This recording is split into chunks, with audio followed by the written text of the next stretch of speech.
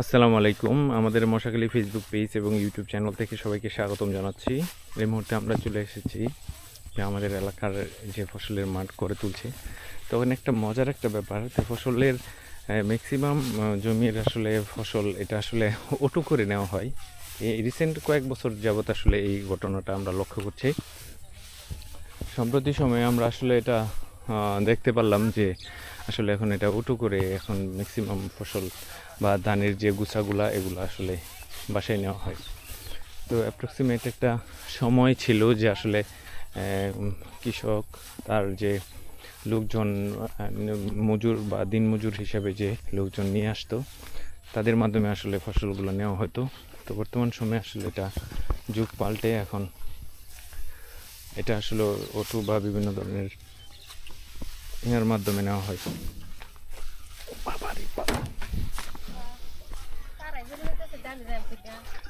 নিজ দাঁড়াচ্ছে এবার। এই ছিল অবস্থা। তো আরও বেশ কয়েকটা জমির আসলে এখনো ফসল গড়ে তোলার বাকি। তো আপনারা দেখতেই পাচ্ছেন বিশাল কর্মযোগ্য, এখানে মারাই ঝাড়াই চলছে।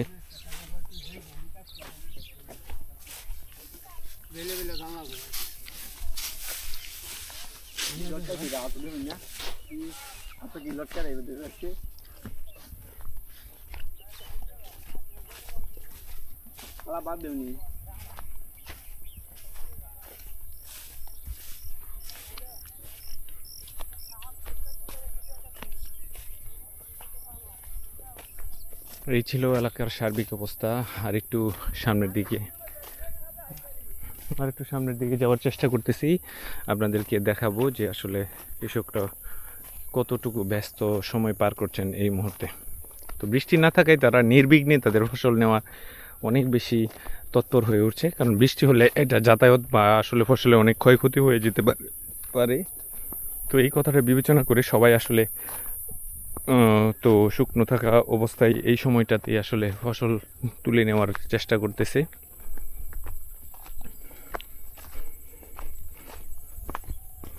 তো এই জমিগুলো আসলে হয়তো কিছুদিনের মধ্যে কেটে ফেলা হবে।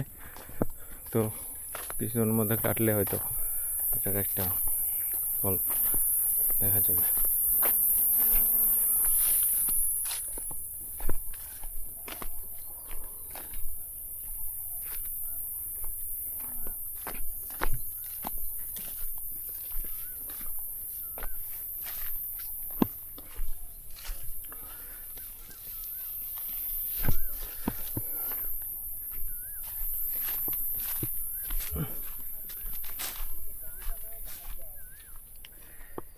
এই ছিল আমাদের এলাকার সার্বিক অবস্থা।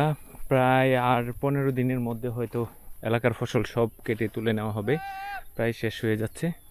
তো সবাইকে অসংখ্য ধন্যবাদ। সবাই ভালো থাকবেন, সুস্থ থাকবেন, আমাদের সাথেই থাকবেন। আসসালামু আলাইকুম রহমতুল্লাহি ওয়া বারাকাতুহু।